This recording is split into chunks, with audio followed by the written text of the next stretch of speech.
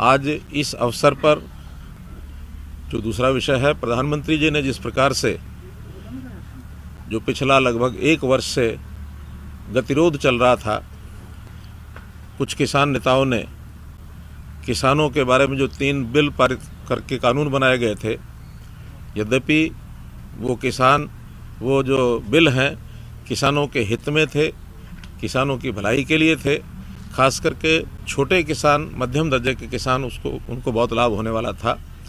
लेकिन चूँकि कुछ किसान नेताओं ने एतराज़ जताया और एक वो गतिरोध बना था, आज प्रधानमंत्री जी ने बड़े हृदय से, और मैं कहूँगा कि उन कानूनों को वापस लेने की घोषणा की है।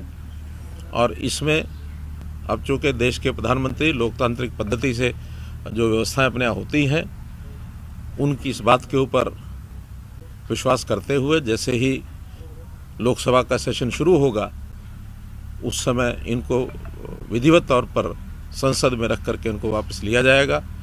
और किसानों को अपील भी की है कि वो सब लोग अपने जो धरने हैं उनको समाप्त कर दें, जो लोग बॉर्डर्स पर बैठे हैं वो खाली करें, क्योंकि सामान्य जनता को भी बहुत उससे कठिनाई आ रही है और उस कठिनाई को दूर करने के लिए आखिर सबके भले के लिए सोचना होता है, तो वो खाली करके अपने अपने घरों को लौट जाना चाहिए और अपने खेतों में जाकर के भी काम करें। सामान्य गतिविधियां जो किसान की होती हैं उसके अंदर अपने अपने काम में लग जाए, प्रधानमंत्री जी ने अपील की है। और मैं भी अपील करता हूं कि अब इस विषय पर एक सार्थक पहल करके और सब लोगों को इसमें आगे बढ़ना चाहिए। जहां तक MSP की बात है, चूँकि वो तो एक सुझाव एक प्रकार का किसान संगठनों की ओर से है, वो तो कोई कानून बना नहीं है अभी, लेकिन उसके लिए भी पहल करके प्रधानमंत्री जी ने कहा है कि कमेटी बनाई जाएगी। उस कमेटी में केंद्र सरकार के लोग, प्रदेशों की सरकारों से भी लोग लिए जाएंगे, कृषि के अर्थव्यवस्था को जानने वाले लोग, कृषि साइंटिस्ट और किसानों के भी प्रतिनिधि, इन सब के बीच में सबको मिला करके और एक कमेटी बनेगी। वो कमेटी जो भी कोई सिफारिश करेगी, जिस प्रकार का विचार किया जाएगा, उसके बाद उस पर भी सार्थक निर्णय लिया जा सकता है। सर, ये जो हरियाणा के अंदर इसका जो पीछे केसेस बने, उनके ऊपर भी कोई सवाल, कोई पहल करेगी सरकार कि जो केसेस इस दौरान इस पीरियड में बने फार्मर्स? देखिए, जब कोई आपसी समझ होती है तो आपसी समझ में मिल बैठ करके इन सब चीज़ों पर विचार किया जाता है। और उसमें भी कई प्रकार के केसेस हैं। कुछ केसेस बहुत सामान्य केसेस हैं, सामान्यतः पहले भी ऐसे आंदोलन होते हैं तो उसी प्रकार उनके निर्णय किए जाते हैं। जो कोई बहुत गंभीर धाराओं के अंतर्गत होते हैं, उनका विषय जो है, चूँकि बहुत केसेस कोर्ट में भी चले जाते हैं तो कोर्ट के माध्यम से वापस करने पड़ते हैं। तो एक सार्थक, जिसको कहना चाहिए, पहल हम अपनी ओर से भी करेंगे और इसमें किसी प्रकार का आगे कोई विवाद बढ़ने नहीं दिया जाएगा। सर, आपकी कई बार मीटिंग्स हुई हैं माननीय होम मिनिस्टर के साथ, माननीय उनके साथ, तो आपने कितनी बार इन इश्यूज़ को उठाया और क्या चर्चा रही? फिर अब तो क्योंकि अब सब कुछ सॉल्व हो गया तो आज तो शेयर कर ही सकते हैं। क्योंकि देखिए, ये सारा आंदोलन का ज़्यादा असर हरियाणा पर या कुछ पंजाब में भी कह सकते हैं, लेकिन इन आखिरी दिनों में तो पंजाब में उतना प्रभाव नहीं था जितना हरियाणा में था, कुछ थोड़ा पश्चिमी उत्तर प्रदेश में था। तो मैं जब भी पिछले वर्ष भर में चाहे अपने पार्टी के अध्यक्ष से मिला हूँ, चाहे होम मिनिस्टर से मिला हूँ, चाहे प्रधानमंत्री से मिला हूँ, प्राय हर बार इस विषय पर चर्चा होती रही है। और हर बार उन्होंने भी कहा कि किसी प्रकार की कोई बातचीत किसी कॉर्नर से आती है तो वो ज़रूर हमारे तक पहुँचाते रहें। मेरी भी बीच बीच में कुछ किसान नेताओं से बातचीत चलती रही है, क्योंकि ये सब बातें इनफॉर्मल होती है। फॉर्मल लेवल पर हमारा कोई अधिकार भी नहीं है, क्योंकि ये विषय राष्ट्रीय स्तर का है, केंद्रीय कानून बने हैं। लेकिन इनफॉर्मली जितनी बातें, जितने इनपुट्स हमारे पास थे वो हमने बताए, और उसमें बातचीत करने में जो लोगों को हम भेज सकते थे केंद्रीय नेताओं के पास भेजा भी था। प्रारंभ में तो 11 सिटिंग्स जो फॉर्मल सिटिंग्स हुई थी, लेकिन 11 सिटिंग के बाद लगातार हर बार विषय एक प्रकार से रुक जाता था। बाद में इनफॉर्मल मीटिंग्स में कई लोगों के संदेश हमने पहुंचाए हैं। मैं समझता हूं उसी में से एक विषय निकला है कि अभी एक बार, क्योंकि जितना गतिरोध हो गया है, उस गतिरोध को दूर करने के लिए शायद प्रधानमंत्री जी ने सोचा होगा कि यही उसमें से एक रास्ता निकलेगा। और चूँकि कोई बात और किसान नेता इससे ज़्यादा सुनने के लिए तैयार नहीं है, तो उन्होंने बड़ा मन दिखा करके, और जैसे लोकतंत्र में होता है कि जनता की बात को ज़रूर ध्यान में रखते हुए निर्णय लिए जाते हैं, हालांकि निर्णय लेने का अधिकार भी संसद को है।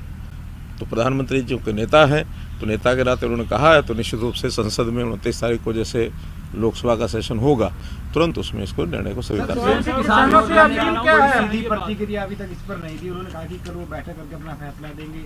वही राकेश टिकैत किसान नेता का कहना है कि जब तक कानून वापस नहीं होते संसद में तब तक हम तो आपकी क्या अपील है? आपने ये भी कहा है सर इसमें कि जब तक जो एमएसपी है उसके ऊपर कानून नहीं बनता किसान हटने को तैयार नहीं है। तो जो कुछ किसान संगठन है वो अभी भी अपनी बात पर अड़े हुए हैं। देखिए, अलग अलग बातें अलग अलग किसान नेताओं ने कही हैं। कुछ लोगों ने स्वागत किया है और कुछ लोगों ने एमएसपी की बात कही है। मैं समझता हूँ इन दोनों बातों के ऊपर प्रधानमंत्री जी ने बात कह दी है, क्योंकि कानून कोई बने हुए तो 3 ही कानून थे, ये तीनों ही वापस लेने की बात कह दी है। और मैं समझता हूँ प्रधानमंत्री जी की विश्वसनीयता समाज में, इस देश में, बल्कि मैं तो कहूँगा दुनिया में इतनी बनी हुई है कि जो बात वो कह देते हैं उसको पूरा करते हैं।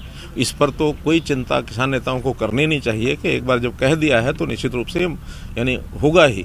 बल्कि अपने विपक्ष के नेताओं ने भी ये कहा है। अभी मैं हुड्डा जी का एक स्टेटमेंट सुन रहा था तो उन्होंने भी कहा है कि जब प्रधानमंत्री ने कहा है तो लोकतंत्र में विश्वास ही करना चाहिए, विश्वास करेंगे और उसको वापस करेंगे। अविश्वास की कोई बात नहीं है। आज भी अगर अविश्वास की भावना प्रधानमंत्री जी के बारे में कोई रखते हैं तो मैं समझता हूँ ये बड़ी भूल है, नहीं करनी चाहिए। क्या अपील है किसानों से? आपको मोदी सरकार को फायदा होगा इसमें? देखिए, ये पॉलिटिकल इस तरीके से नहीं सोचना चाहिए। किसानों के हित में हम हमेशा सोचते हैं, चाहे इन कानूनों के द्वारा लागू होने के बाद जो स्थिति थी वो अजम्पशन यही थे कि किसानों को लाभ होगा। और वैसे भी हमने कभी भी किसान के हित में ही हमेशा जितने कदम उठाए हैं, आप हरियाणा में देख लीजिए, हम लोगों ने पानी है वो टिल तक पहुंचाया है। प्रोक्योरमेंट भी जो है वो ज़्यादातर फसलों की प्रोक्योरमेंट हम करते हैं। जो हरजाना है, जो मानो हरजाना क्या, जो उनका नुकसान होता है, मुआवजा है, उस मुआवजे को भी हमने सारे देश में सबसे ज़्यादा यहाँ रखा हुआ है।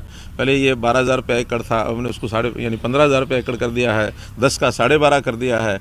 और भी जितनी सुविधाएं किसानों को हम दे सकते हैं, चाहे वो भूमि, ये जो सॉयल परीक्षण के जो कार्ड्स थे वो हमने बनाए हैं, लैब्स बनाई हैं। हर एक मंडी में अब वहाँ लैब बनेंगी, स्कूल कॉलेजेस में हमने लैब बना दी है, ताकि सॉयल टेस्टिंग का जो सिस्टम है उसके आधार पर सॉयल की जो क्वालिटी है उसको देख करके किसान को बताया जाए क्या बुआई करनी क्या नहीं। सेम की जो ज़मीन है उसको हम 1 लाख एकड़ उसको ठीक करने की और आगे बढ़ रहे हैं। और किसान का, जैसे प्रधानमंत्री जी ने शुरू किया था किसान मान सम्मान निधि, तो वो सम्मान निधि के अंतर्गत 6,000 रुपया हर किसान को हर वर्ष आता है। तो बहुत से ऐसे पग हैं जो गिनाए जा सकते हैं जो पहले कभी नहीं उठाए गए। आज भी आगे हम छोटा किसान जो है, जिसकी आय बहुत कम है, ज़मीन कम है, ऐसे किसान के परिवारों को किसी न किसी को रोज़गार यानी कृषि के अलावा रोज़गार भी दिलाने का ये हम प्रयत्न कर रहे हैं। जैसे हमने हरियाणा में ही मुख्यमंत्री अंत्योदय परिवार उत्थान योजना ये चलाई है, इसमें 1 लाख परिवारों को, उसमें मैं समझता हूँ किसान भी होंगे, मजदूर भी होंगे, सभी होंगे।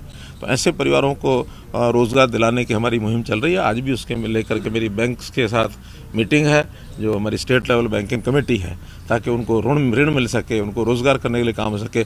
हम गरीब के लिए, किसान के लिए जितनी योजनाएं बनाई आज तक सब बनाई हैं, लेकिन केवल उसमें से शंकाएं पैदा करना, अविश्वास पैदा करना, ये किसी भी लोकतांत्रिक देश में उचित नहीं होता है।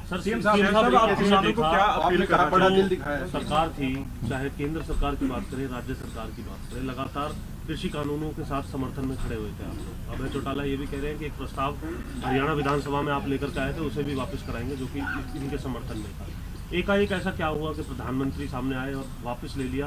पूरी सरकार के जो स्टैंड थे, देखिए, ये पिछले बहुत समय से चीज़ें चल रही थी, कहीं ना कहीं कोई ना कोई स्टेप आगे आएगा। और आखिर तो समस्या कोई भी जब होती है उसके समाधान के लिए लोकतंत्र में तरीके होते हैं। उस तरीके में बातचीत का एक तरीका होता है। बातचीत शुरू में फेल हो गई, बाद में फिर लगातार दोनों तरफ से चीज़ें अड़ी रही। अंतोगत्वा पिछले लगभग 2 महीने से मैं कह सकता हूँ कि हमारे गृह मंत्री जी ने भी और प्रधानमंत्री जी ने भी ये संकेत किया कि समय आने पर सब चीज़ें ठीक हो जाएंगी। अब ये उनका अपना विषय है कि उन्होंने किस दिन उसकी घोषणा करनी है और क्या करनी है, जो कि मुखिया वो हैं और केंद्र सरकार के कानून हैं, अधिकार भी उनको है। लेकिन हमने प्रयत्न सब किए और उस प्रयत्नों में से आज ये इस लेवल पर चीज़ पहुंची है।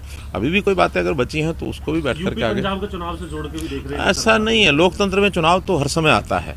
यानी इससे पहले आप कहेंगे कि पहले कर लेते तो फिर इलाहाबाद के चुनाव की बात होती, उससे पहले कर लेते तो असम के चुनाव है, उसकी चुनाव तो देश में हर साल कोई 2-4 प्रांतों के रहते ही हैं। 37 प्रांत यानी हमारे 29 प्रांत हैं, तो 29 प्रांत में अगर 5 साल में है तो ऑन एवरेज 5 प्रांत बैठ जाते हैं।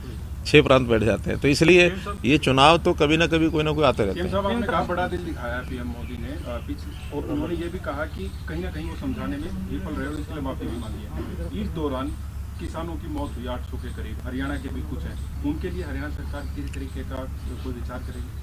देखिए, वो किस कारण से उनकी मृत्यु हुई है उन कारणों को आधार मान करके और उसका विचार किया जाएगा। अब इसमें जो आदमी चला जाता है उसके बारे में टिप्पणी करना कोई भी अच्छी बात नहीं होती है, लेकिन क्या कारण रहते हैं उन कारणों पर विचार करें। कंपनसेशन ये बताएं उन कारणों के बाद सर, तीनों कृषि कानून जैसा कि दावा किया जाता रहा किसानों के हित के हैं, क्या किसी न किसी स्तर पे ये बात इस 1 साल में किसानों को समझाने में हम ढीले रहे या असफल बना काम?